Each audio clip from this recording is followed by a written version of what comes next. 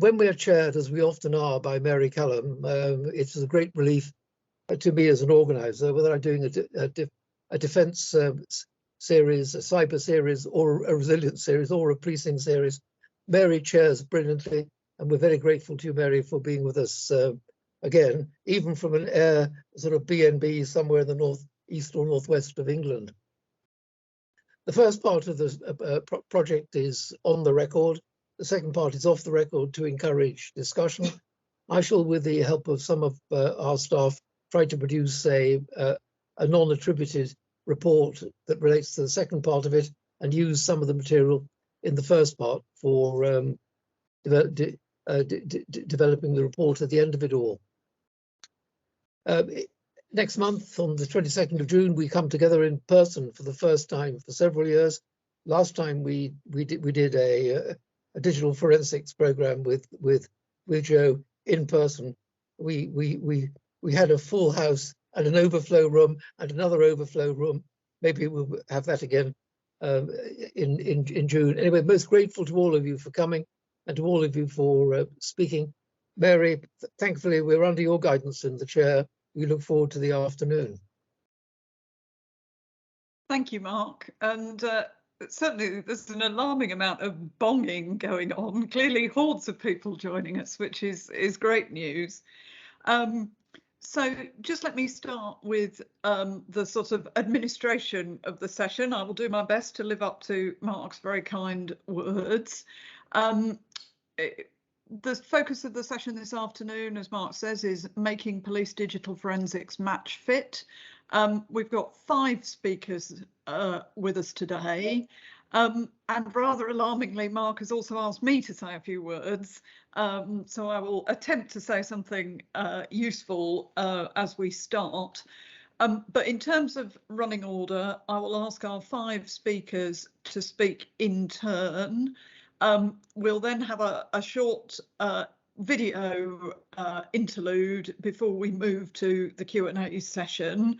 And I'm sure you're all now very familiar with this format, but just to remind you, please put your questions and your comments in the chat right through the session. Then when we get to the Q&A, I will do my best to ventriloquize for you based on what's in the comment, which I have on occasions found more challenging than you might expect, but I will do my best. As I think Mark said, the session is being recorded, but purely to help with writing a summary report. And the presentations are in open session, but the Q&A will be under Chatham House rules. I will do my best to keep everybody to time. Mark asked me to say something briefly about what are the basics we need to get right in this context, which made me scratch my head a bit, because I don't claim any great expertise in this space, though I did with Craig Mackey do some work on forensics more broadly about a year ago. So I guess it's a statement of the obvious that digital forensics are now relevant to just about every crime. Even a couple of years ago, when the Digital Forensic Science Strategy was published, it included the interesting factoid that data from victims, witnesses and suspects falling for consideration through digital forensics was at that point 20 times the total of all other police data, which gives you a sense of the scale of the challenge. And I think few, if any, would dispute across policing the real challenges of lack of both capacity and capability to get through the mountain of accumulating digital forensics work. And again, the 2020 strategy, it seems to me, was very clear on the challenges: the huge volume, the considerable complexity, the need to maintain legitimacy, at a time when digital forensics in a lot of places is still something of a cottage industry. The commercial marketplace is quite fragile, and there are real problems with recruitment and retention, which of course are not confined to policing, but anybody, any company trying to work in data and analysis and digital and cyber security feels those problems. So it seems to me the basics are easy to articulate, actually. I think my list would be something like clear and universal standards for conducting digital forensics and for how digital forensics are used in investigations and in court proceedings. Access to individuals with the necessary skills, either through recruitment or through outsourcing. Training for existing staff how to conduct digital forensics, and also for investigators and managers what questions to ask and how to use it effectively. Investment in R&D to keep pace with ever-changing technology developments and to think about automating processes wherever possible. And finally, an enabling legal and regulatory framework. So that's all easy then, isn't it? However, you can't talk about UK policing without talking about the additional complexities that it brings. This isn't just about policing. We're talking about it in a police context, but actually it's about the whole criminal justice system and indeed arguably wider society. You need consistent requirements from across the CPS and the courts, for one. 43 forces, as ever, are at different stages of maturity, capacity and capability. They differ in their choices on in-house versus outsourcing. They differ in their commercial relationships. And I think I can say that policing is prone to eye-wateringly complex and elaborate governance. And particularly, I think, around anything to do with data, digital information. And that makes it really hard to drive through a sort of coherent national response, even if you haven't got sort of real pockets of genuine resistance. Even when everybody is broadly in agreement, it can still be quite hard. And of course, there is only a finite pool of skilled people, so there is the risk of robbing Peter to pay Paul when you have that kind of fragmented economy. So in conclusion, I was quite struck by what Jo Farrell said at the Police Digital Summit.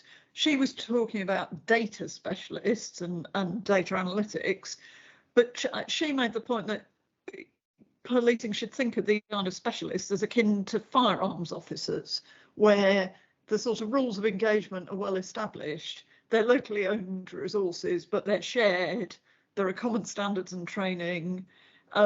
Nationally, you know how many of them there are, you know where they are, and there are well-established mutual aid. I do wonder if there's something in that for other specialisms like digital forensics. So that, for what it's worth, my thoughts on the matter, and I'd be really interested to hear from the speakers, you know, where you have got to on that journey. To that more sort of coherent approach. So without further ado, I'm going to turn to Paul Gibson and to Jo Ashworth. So my name's Paul Gibson. I had the pleasure of taking the lead on the NPCC digital forensics portfolio back in early 2021. So really delighted to be here to present today. So thank you for the invite, and to present alongside Jo Ashworth, the CEO of the Forensic Capability Network. And the way we're going to double tag this is that I will cover the story so far regarding the opportunities of national working versus local capability. And Jo will then take us into the future plans that we've been working on hand in hand with policing to make progress and direction for the next 3 years. So just first of all, I'll just go to the next slide, please, Jo. I would just like us to cast our mind back to the last webinar in April, where Chief Constable Nick Dean and Bethan Page Jones shared some fundamental principles regarding the future of the transformation required. Firstly, a comment regarding the £30 million investment over 3 years from the Home Office, which is hugely pivotal in taking the portfolio forward. And this is much needed, very kindly valued, and will make a real difference. But at the same time, we have to recognise that to truly transform a digital forensic operating model for policing, this would require hundreds of millions of pounds. So there is the need to make sure we are building coordinated steps towards a cohesive but ambitious vision. In doing this, again, we must strike the balance between the sole delivery of just delivering technology to forces. We must ensure that the solutions have enduring capability in taking those incremental steps to the bigger strategy that we will articulate. And in developing that vision and prioritising the direction of travel, and I can't emphasise this enough, consultation must take place with the police and criminal justice community, and certainly has done in terms of developing and shaping the strategy that we'll talk about. At the last webinar, Nick also announced an exciting partnership with the Police Digital Service, an organisation that has the technical skills, importantly, and will also introduce the rigour and discipline of the programme management discipline in delivering the plan on behalf of policing. Okay, so if we just move to the next slide, Joe, if we can. So I'm not going to cover off the challenge. Mary's articulated it really well. There's some stark figures here I'll just ask you just to reflect on for a second. But in very short summary, demand is outstripping capacity significantly in terms of volume. The complexity of data is becoming ever more challenging to master. And this, I think, is the really important point. The speed of the change in volume and complexity means that victims are not receiving the protection and the justice that they should be. Certainly, the criminals are adapting more quickly than the police service and criminal justice is. So what about the response then? Well, just to touch very briefly on where we've got to so far. As Mary said, the NPCC published the Digital Forensic Science Strategy in July 2020. And I think this is a blueprint to give real impetus to transform digital forensics across law enforcement. And this is the whole kind of system. I think we've enably kind of articulated the volume and complexity challenges, but I think the third and really key challenge is the imperative to build and maintain public trust. So set rising public awareness of data privacy and broad public support for police using digital forensic analysis against the disclosure and consent issues around digital device examination, which have received recent coverage in the media, particularly around serious sexual offending. And policing has to remain and maintain public trust and confidence as we develop new ways of working. The document then delivers the drivers for real systematic change that's required, and these are shown on the slide at the bottom left. And at the core of the strategy is the whole system approach, so parlance that's often used. But because the complexity of the moving parts and the interdependencies are so challenging, this strategy allows those moving parts to act together without kind of causing conflict and inflammation. I think it also puts a strong emphasis on research and innovation and working with the private sector to develop tools that are fit for purpose. And we want to make sure that we're delivering the maximum possible benefit from data. So we need to extract the best value from the data we hold in policing, but of course ethically and transparently. Finally, and as importantly, is the imperative to develop the workforce. We have to invest in our people to make sure that we can deliver a world-class system with the best trained, well-skilled, well-motivated people with the right tools and processes. So if you just go to the next slide, please. In terms of the challenges of working nationally, which again, Mary has neatly summarised, we must strike an important balance between local capability, performance and choice, which is hugely important to chief constables and PCCs, in effectively delivering to the best of their ability for the victims of crime that lived within their counties. But we must also maximise the opportunity of delivering nationally in areas where it makes sense to transform capability once for the benefit of many, where there is the need to innovate, reduce duplication and cost. Now, the county policing structure is built upon local accountability and control. Therefore, a federated model that combines both local choice with a national tier of essential services, I think, is the sweet spot to aim for in delivering this strategy. I can't deny from lots of experience that collective decision making within policing is a challenge.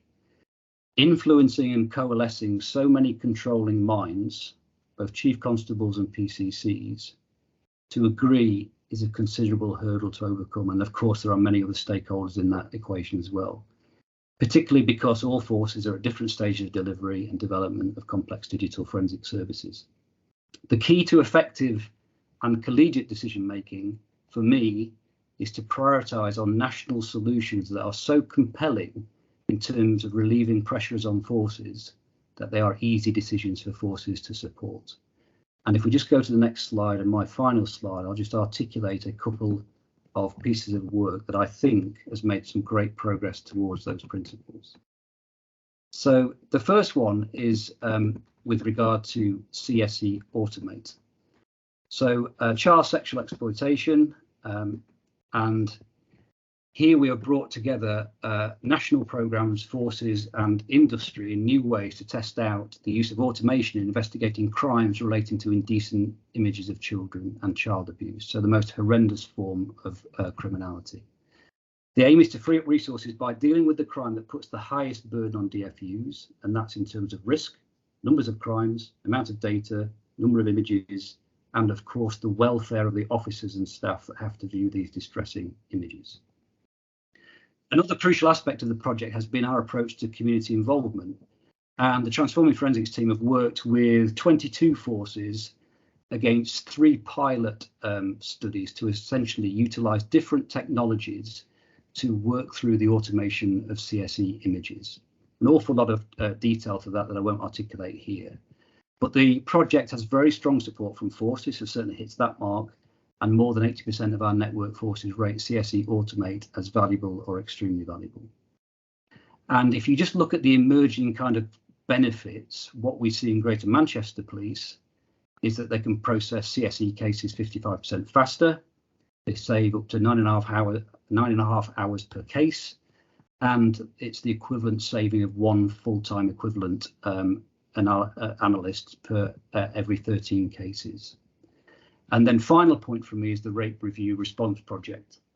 And this reflects policing's real priority to tackle violence against women and girls. A £5 million project that was delivered in a year at the request of the Home Secretary. And we've worked with 24 forces to develop new, standardised and validated frontline digital forensic capabilities.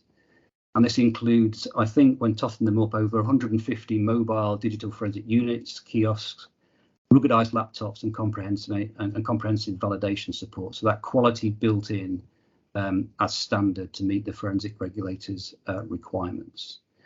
Based on results from mobile digital forensic van deployment in Bedfordshire, we anticipate an 80% reduction in turnaround times, a 90% reduction in device backlogs, and victims' phone being able to be returned to them within 24 hours.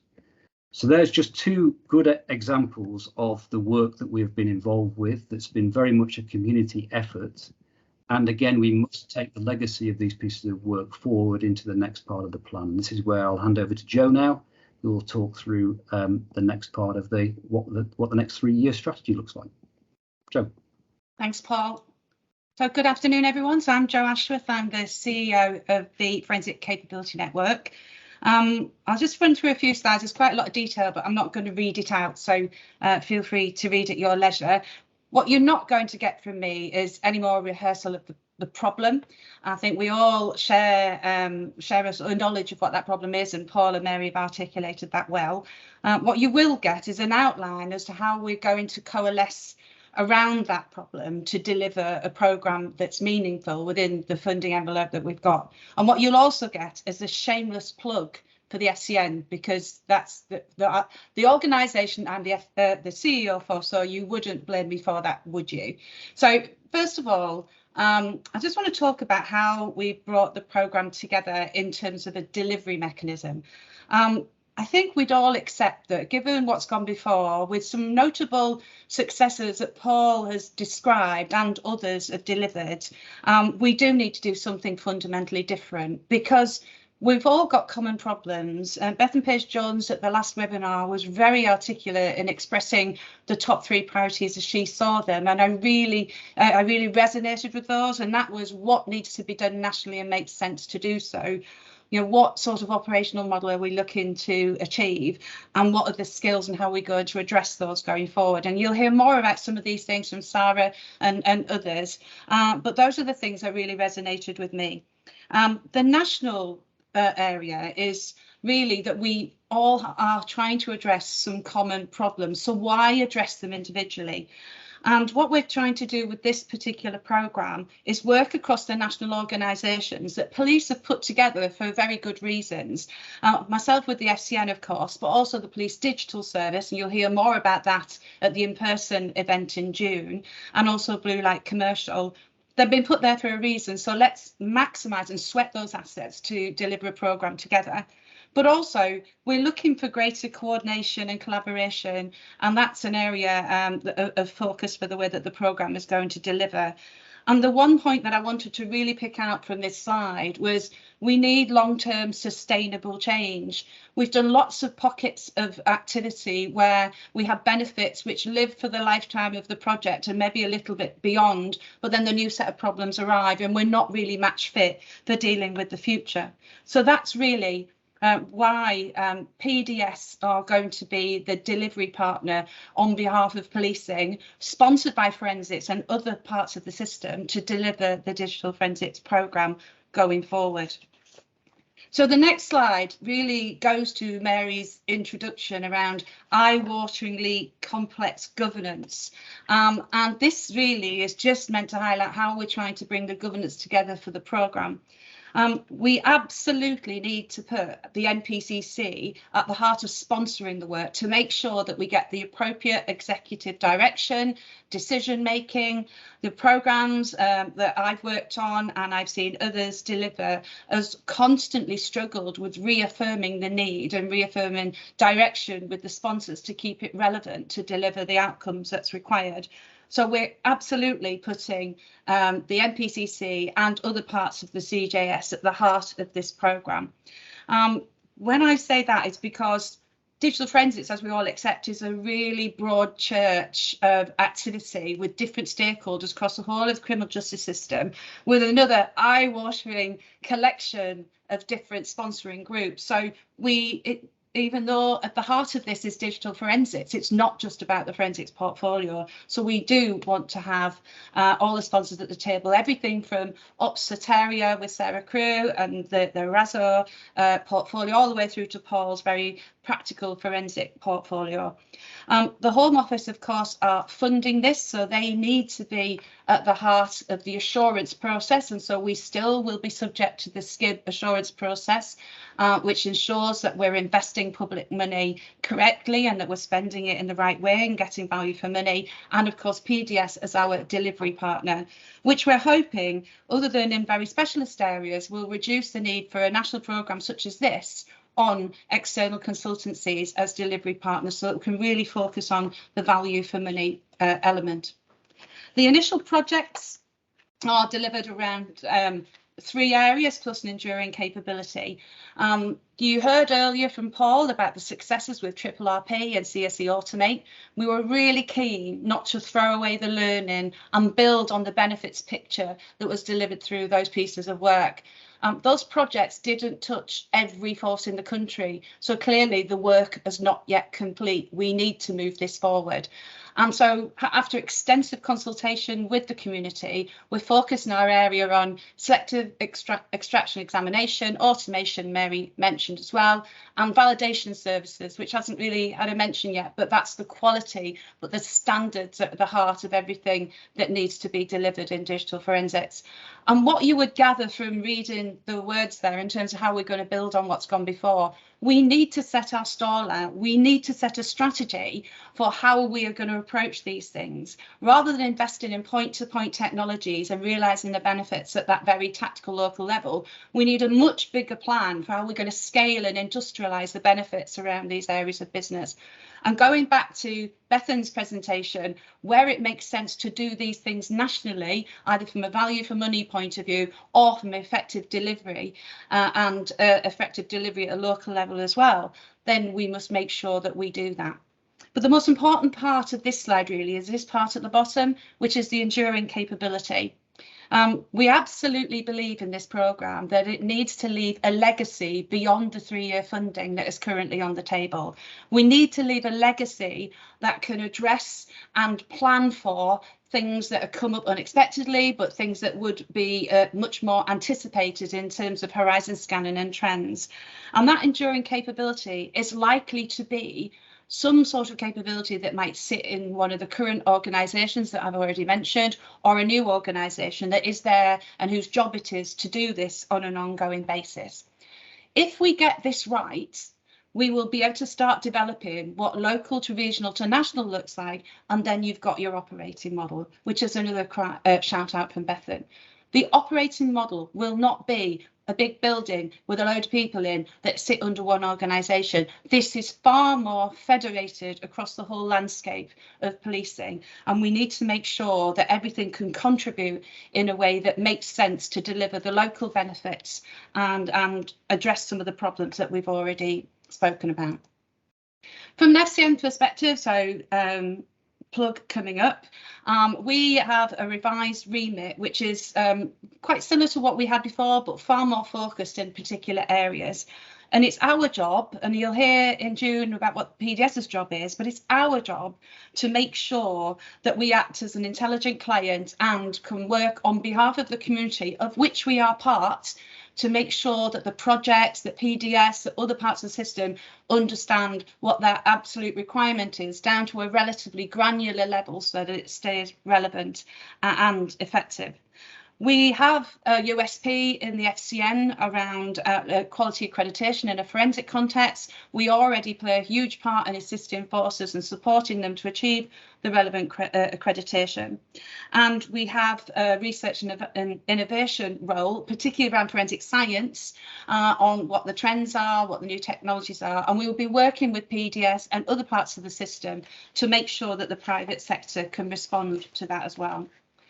The final couple of slides, really, there's a lot of detail, but I'm not going to talk to it. This hopefully will be something that Mary will remember. In the strategic review, there was a recommendation around understanding what the core capabilities are within forensics.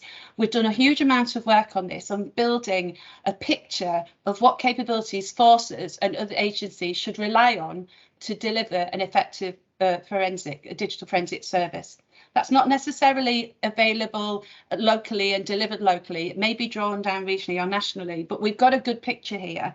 And this will start to help build our role in the FCN as an intelligent client, to make sure as we take this forward and we understand what the maturity of forces are against all of these capabilities. And finally, another area that was called out, and another area where the FCN will work, and hopefully a good segue into Sarra in a short while. We've done a huge amount of work in the FCN and with the College of Policing and with others around understanding what the skill sets are that are needed to deliver those capabilities wherever they sit in the landscape. And there's a couple of things I'll shout out on here because they're very relevant to the conversations we've been having and today. The first one is we have had some unbridled access to some research that Durham University have done around the National Wellbeing Survey, and we've been able to analyse the forensic element of that and feed into our workforce strategy around where the wellbeing issues are within digital forensics, and they're quite well rehearsed given the material that these people are dealing with day after day. As we speak, we are running a wellbeing festival across the whole of this week. If you haven't been on Twitter, shame on you. Get on Twitter, have a look, join in some of these sessions because they're really insightful and there's some people with amazing experiences to share. We're also working on development of a digital forensics apprenticeship. This is only part of the solution. We've got to be much more innovative in how we work with the private sector to deliver joint skills that we can share and develop together. And finally, and this is definitely an area for Sarra and others, we've worked with the college to deliver some professional profiles. Now, it might surprise you, they did not exist before. And this adds to the issues that digital forensic specialists experience locally in terms of morale and career progression, because these haven't been recognised previously. But that's a deliverable that's already out there and can be used by forces. So that brings me to the end of my presentation, a bit of a canter through, but I'm hoping it gives you a flavour of how we're trying to coalesce nationally to deliver effective programme in areas maybe where we haven't been so successful in the past. Thanks, Mary. I go now to Sarra, please, from the college. Thank you, Mary. Yes, indeed, picking up on Joe's nice segue there with workforce. So kind of just to give a little bit of background for those who maybe aren't too familiar with the College of Policing, our kind of 3 pillars for the College of Policing are knowledge and skills, standards and professional development. And we ideally do it nationally, we do it once for many. There are lots and lots of pockets maybe across policing which actually don't engage with us, and that certainly needs to be addressed as we move forward. So we kind of make sure that the approach is a nationally consistent approach.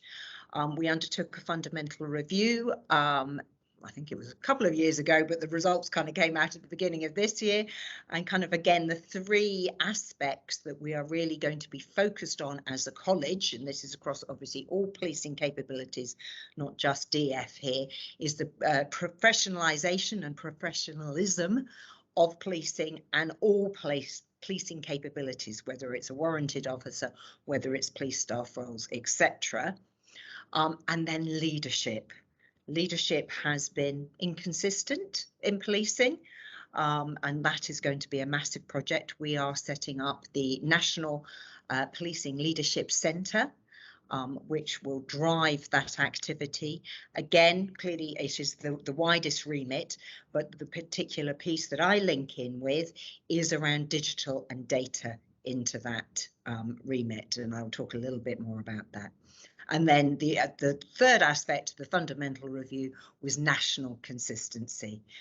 43 police forces, and they do like to be quite unique and do it differently. And sometimes that's really good, and sometimes that creates innovation and working at pace. Equally, sometimes it doesn't create a very coherent landscape. And as we've talked around kind of maturity model, some forces are very mature, some forces are really back at the beginning of the story.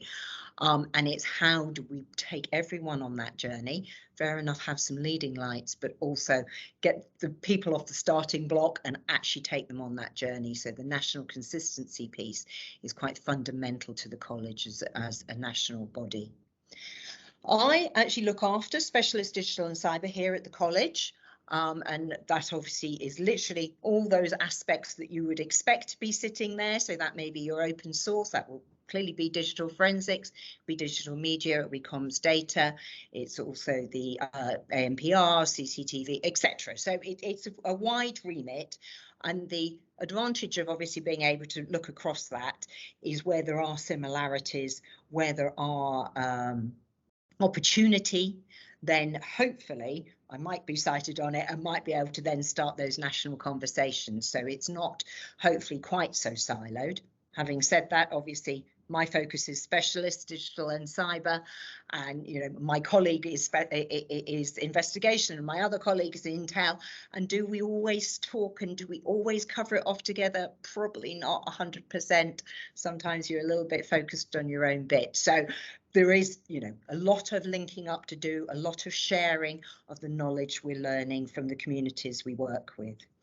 And then, as Joe mentioned, obviously we've got the digital forensic science strategy, and we have workforce development in there as one of the themes. And as part of that, we have started the activity around professionalising digital forensics. So perhaps it was a little bit more ad hoc. It was growing up in forces, centres of excellence, but maybe not being driven particularly well as a national provision. And so we developed the policing professional profiles. So there are 6 profiles. They have gone through a sign-off process, but they are actually available on the College of Policing website. So if there is anyone online who wants to review the profiles, please do. We have a review period of 6 months to allow everyone to engage and kind of consider them. They have gone through fairly extensive consultation already. So I don't think there's going to be any dramatic changes, but absolutely, we want to hear people's opinion. We want to ensure the profiles are right for the future workforce, not just current here and now, but also for that future workforce. And as part of that future workforce, obviously, we need to train, upskill, share knowledge, etc. So the next phase of the activity we are doing is developing the new curriculum for digital forensics. So based on the profiles, which have lots of skill statements written into them, we then change that, we convert those into learning standard statements into a curriculum. And next week, we hold our first curriculum workshop with SMEs from the digital forensic community. So we will start that development of the curriculum, and that will obviously go through its processes with consultation, and it will of course go to Joe and definitely to Paul for review and sign off when we get to that point. And then we take that in the college to actually then develop content and delivery. One of the other aspects we can do is put that curriculum out on license to forces. So they could just take the learning statements and start creating something in-house if that was their preferred way. And some of the bigger forces might have that opportunity. But a lot of forces, obviously, L&D is stretched. They don't have necessarily the people with the requisite skills in force. So the ideal is that the college creates that content, and I actually have a team of trainers. So hopefully they will be part of that journey and the new delivery methods. So that does take time. And sometimes people come to me, oh, great. So when's that going to be ready? 2 months, 3 months time. And sometimes these two things literally take a year or so to develop, because you're building on a lot of detail, and obviously we're quality assuring it and validating it, not only in this community, but against the rest of the policing curriculum. So a lot of work is actually going on. There is activity. It isn't all just aspirational, which I think is really good news. And I support a joint kind of board with FCN to look at these digital forensic opportunities, FCN and College of Policing, and obviously we want to expand that to our friends in PDS as well, to keep the momentum of the conversation and where we find similarity and opportunity to ensure we're making the best of it, and taking those opportunities further. So there's so much more, but I'm conscious of kind of timing, so I'll probably leave it there, but happy to explore anything else when needed, Mary. Brilliant. Thank you very much. I've got a couple of questions for you too, but I'll hold those as well. And can I go to Steve now? Well, good afternoon, everyone. I'm Steve Rick. I'm the Chief Executive of Forensic Analytics, and delighted to be here this afternoon. I've been asked to speak about encouraging new thinking in digital forensics, and I hope what I've got to say isn't a case of old wine in new bottles. I think we all appreciate that the solving of crime is sorry, we're getting all these bongs coming off. The future of solving crime is in the vast and growing digital footprint that we all generate. The reality of it is the future is now. It's upon us. I'm going to provide a very short analysis of the issues and some thoughts on how we collectively, and by that I mean investigators, policymakers, service providers, vendors and practitioners, face up to the challenges of digital forensics. And of course, I'm going to be speaking from a vendor's or service provider's perspective, but with quite a broad understanding of what's going on in the field, both in the UK and in the US and Canada, where I was last week. On St. Patrick's Day this year, I attended the British Association or British Academy of Forensic Sciences Jubilee dinner. And amongst other things, we were celebrating 150 years since Sir Francis Galton's fingerprint methodology was being used in criminal investigations. Well, by comparison, digital forensics is still, I guess, in its adolescence, and one that over the last 15 to 20 years has grown in importance. And we all know the NPCC and others have made clear that approximately 95% of all crime has a digital component. And I think based on what Paul spoke to earlier on, I think it's probably nudging beyond that as well. In response to this, The UK Parliament's Justice and Home Affairs Committee recently published a technology rules, the advent of new technologies in the justice system. Now, whilst that primarily focuses on AI, we can't ignore the other technologies that are being used widely across the digital forensics field. The report acknowledges the potential of these technologies, but warns against the pace of their deployment and the absence of appropriate safeguards. And I think we all do well to have a look at that. The NPCC National Digital Strategy and the Justice and Home Affairs Committee were all brought into sharp focus if we reflect on the sheer volume of data and its exponential growth. Now, I've got a couple of stats for you. So for the maths geeks amongst us, I think it is quite staggering. IDC recently published a report, their global data sphere forecast for 2021 to 2025, and they predicted that global data will see a compound annual growth during the period of roughly 23%, reaching 181 zettabytes in 2025. Which is up from 64.2 in 2020. Now, many of you on this call will say, what the heck is a zettabyte? To help us scale this, a single zettabyte is roughly 250 billion DVDs. And for reference, I think we're all familiar with the concept of a terabyte, is the equivalent of 83 million pages of A4. So the volume here is absolutely staggering, and it isn't slowing down. The arrival of 5G will simply add to that. The consequence for law enforcement and service providers like Forensic Analytics and others are clear. We must work together to do a number of things. I think the first thing on our agenda is to ensure compliance, and I think we've had Joe and Paul have particularly called that out in their earlier talk. I think the need to meet both evidential and ethical standards and ensure we meet human rights and privacy concerns are absolutely paramount. I live in Edinburgh, and that's where I'm speaking from today in our Edinburgh office. And Police Scotland had a torrid time when they introduced cyber kiosks without public engagement. And this led to the Scottish Government forming an independent advisory group, an IAG, to scope possible legal and ethical issues arising from emerging technologies. Now, I know most PCCs in England and Wales have implemented something similar, and I think that is probably the way forward, where we have to engage with the public to make sure they appreciate how their data is being used. And I think some of the incidents of some of the early projects of returning some of the trial projects that Paul and Joe talked to so well was returning phones to victims within 24 hours and all that sort of thing. Those sort of things are vitally important, and people understand how their data is being used. We need to improve capability, something that Sarra has been talking about. Of course, Paul and Joe re-emphasised that, because the volume of data available to investigators is growing.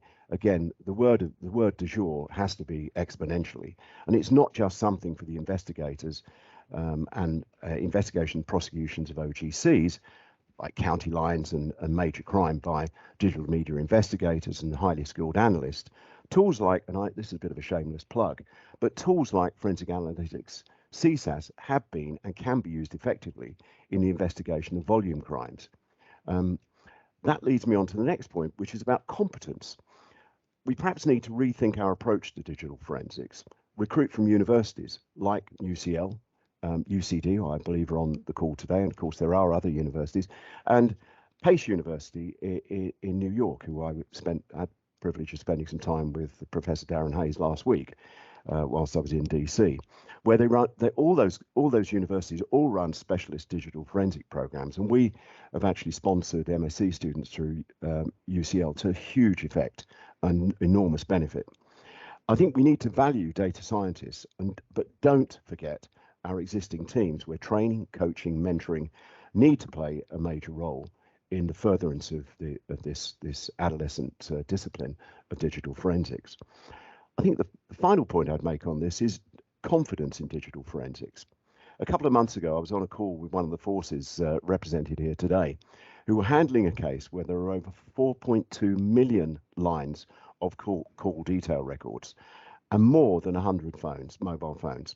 A few years ago, my former SIO colleagues tell me that it would have been almost inconceivable that a case as complex as this would have contemplated using this volume of data in an investigation.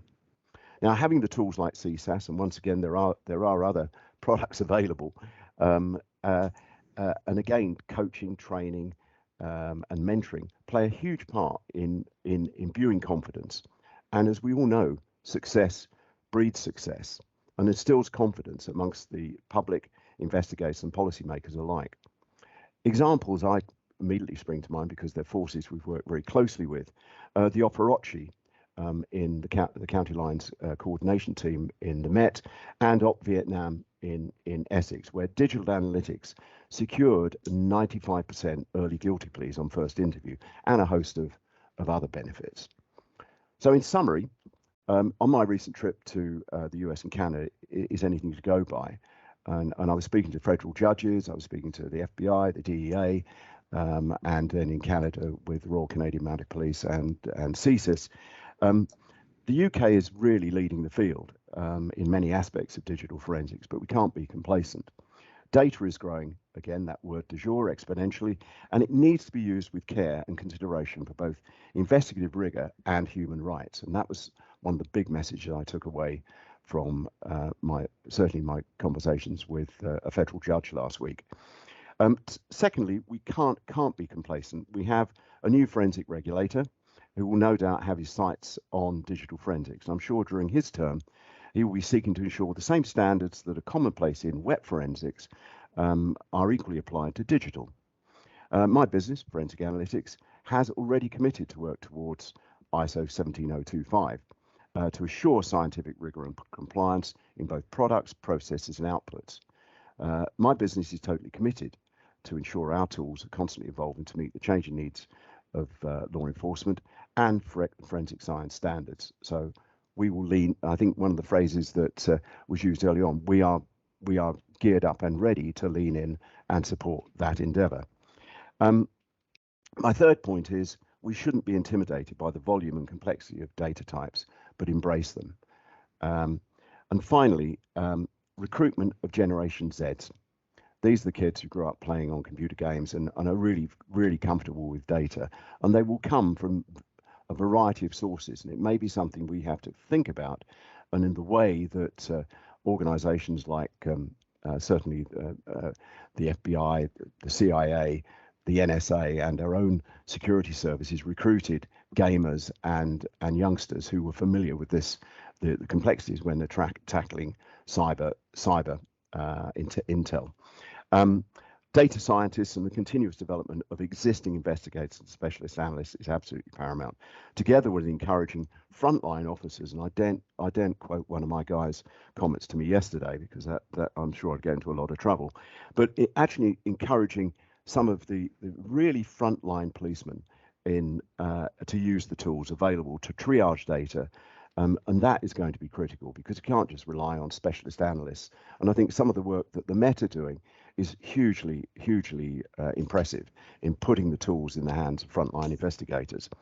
The evolution of digital forensic tools available to address the latest data types, e.g. crypto and emerging standards, both need to keep pace and together will ensure we collectively deliver capability and competence. Finally, I hope the short practical analysis of the challenges, plus a few ideas and how we might tackle them to ensure compliance, improve capability and competence, and finally instill confidence, will also provide stimulus for some questions in the panel session, and hopefully some challenge. Thank you. Last but by no means least, I'm going to turn to Alex from the Home Office. Thank you, and good afternoon, everybody. And thanks for inviting me to speak on behalf of the Home Office this afternoon, where we absolutely recognise that digital forensics is a key enabler of fair outcomes and efficiency for the whole of the criminal justice system, and that policing needs world-class, enduring digital forensics capabilities to face up to current and future demands and all the challenges that this century is going to bring us. Our focus in the Home Office is threefold. Firstly, it's helping policing build the capabilities and capacity they need to carry out effective and timely investigations, and Joe and Paul have spoken on the detail of that already. Secondly, safeguarding individuals' rights and freedoms, where we're often talking about the processing, acquisition, use of information that in most contexts would be very intrusive, but certainly in the context of the investigation of a crime can be incredibly so. And in parallel, thirdly, ensuring that the whole of the criminal justice system can have confidence in the quality of the evidence that's generated by those conducting what we call digital forensics.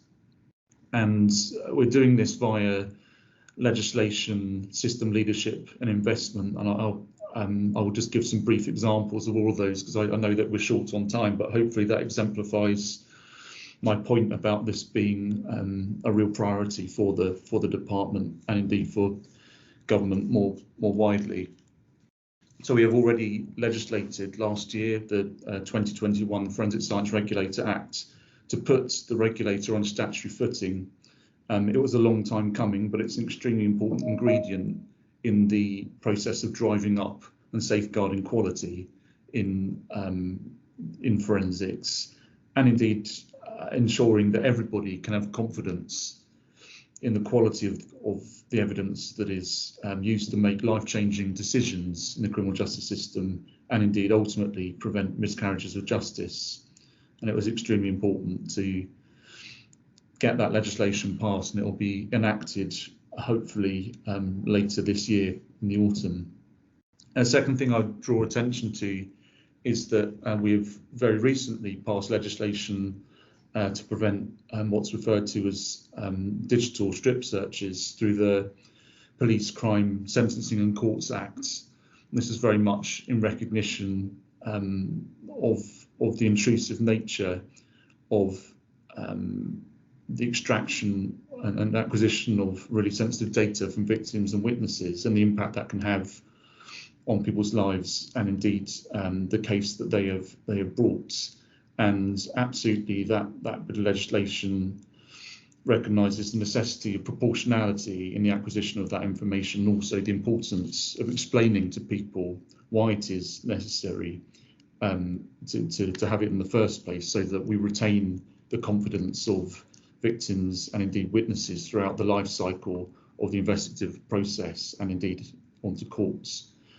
So there are new powers in the Police Crime Sentencing and Courts Acts which strengthen the law in this regard and ensure there's a really consistent approach to requesting information from phones and other electronic devices. And very shortly indeed, actually, we'll be launching a consultation on a complementary code of practice. I must say that we do all this in very close collaboration with our colleagues in policing and other stakeholders. And indeed, when Paul, I think it was talking about the sort of investments that have been made in frontline policing and digital forensics, that it's very much designed to be a complementary technology uplift, so that that entire capability is brought about around the investigation into rape and serious sexual offences and indeed other crimes. I wanted to mention a couple of other things. So going last, most things have often been mentioned, but research and development is clearly really important to the future health of forensics in this country. And I'm pleased that colleagues in the Home Office Science have been working very closely with academics and people from across the different forensic science disciplines across the UK to develop proposals for increasing and better coordinating indeed investment in forensic science research and development. And I'm hopeful that our continued focus on that will bear fruits, and that is certainly a Home Office level endeavour, given the important role of other state institutions like UK Research and Innovation, but of course again working really closely with our colleagues in policing. Last but not least, I wanted to call out a project that we started several years ago now, following a review of the way in which forensics is delivered in England and Wales. And it was a recognition at the time that we had to put some measures of value on forensics different impact points, we call them, in the criminal justice system, it's extremely heartening to me to have this level of focus on digital forensics in this debate, and I thank you to Cityforum for your focus on that. But being a creature of evidence, it's really important to me that we can put some numbers and some weights behind what the impact is of all of forensic work, but especially digital forensics.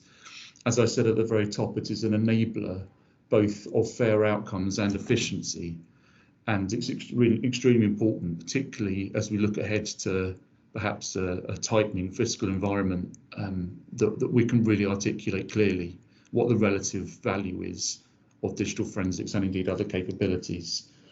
I'll leave it there, Mary, because I see that we're tight on time, but very happy to answer questions. Thanks, Alex. I think your last point about measurement of impact is a really interesting and sometimes neglected one, so we'll come back to that. 2025 policing vision is all-encompassing. It's people, it's processes, and it's technology. And IBM are uniquely positioned to provide blueprints that help policing today, but also grow and deliver against those challenges as they evolve in the future.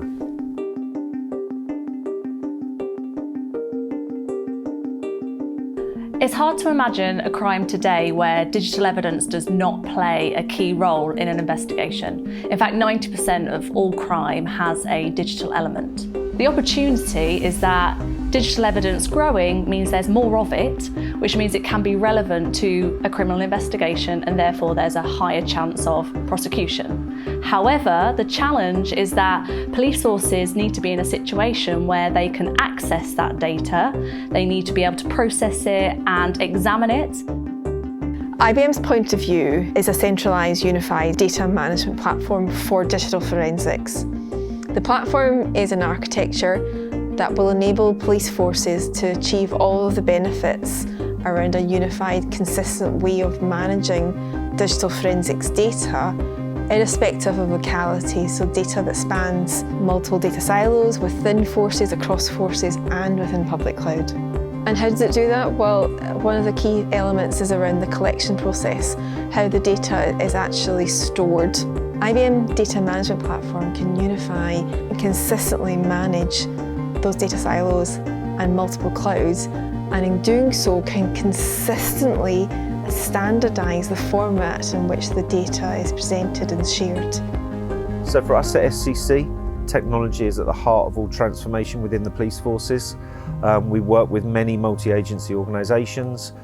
We really want the police forces to lean on us to do the things that we do well, to enable them to do the things that they then need to go and do, which is to obviously focus on public safety. The 2025 vision for us is really important. It focuses massively on victims and witnesses' experience of the whole process. The key is the quality, the accessibility and the accuracy of the data as well. So for us, the partnerships that we have in place with IBM is really leveraging or giving organisations the opportunity to leverage that. We have a history of being able to deliver outcomes in policing that reduce costs, that increase the reliability of those outcomes, and do them at a speed that makes a real difference to policing. So if we imagine the life cycle of from collecting that data by the digital forensics unit and sharing those insights with a investigatory team, and passing that data or those insights then through to the Crown Prosecution Service, to the court system, and leading through to a prosecution, the time between collecting that digital forensics data and being able to prosecute a case successfully is dramatically reduced.